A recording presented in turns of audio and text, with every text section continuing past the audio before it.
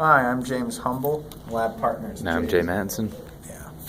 And our project is called pulse perception. It's essentially it's a method for like being able to kind of sense the distance of objects without using your eyes. So what we've got is a bunch of like ultrasonic sensors, and then you might be able to see it, but there's kind of a little round thing. This is a little rumble motor.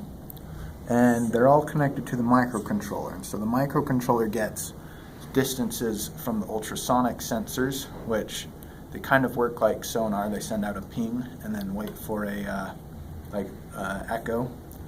And then the microcontroller can get distances from that, and then it converts them into different frequencies of like pulses, which it then sends to the rumble motors, and you can feel it. So let's see how it works.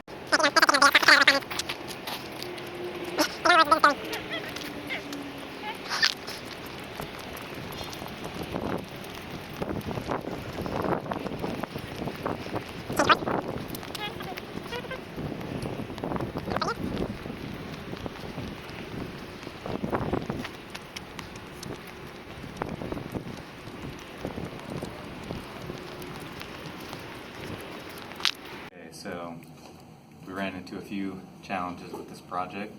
One of the ones that tripped us up the most was that these ultrasonic sensors, just kind of how they work, is they send out a sound wave, and then when that comes back, that's how they measure the distance. So if you run more than one of these, then what happens is we had to cycle through which one was measuring and only do one at a time, because the pulse from one of them can actually trigger the echo for all the other ones.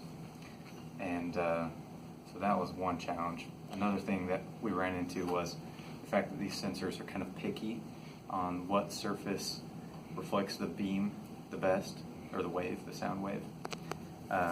It really works well when you have it pretty perpendicular to like a flat surface, but if you're hitting like a small object, or if the object is kind of like angled too steeply, then the sensors tend to not work that well. And the last thing we would change if we redid this project was the fact that the voltage pulses. If we redid this project, we'd probably do it so that the voltage increases and decreases but is always on. And the reason we did that was because we couldn't actually mess with the pulse frequency very fast, or else the pulse would stay high the whole time. And so those were some of the things we would change if we redid this.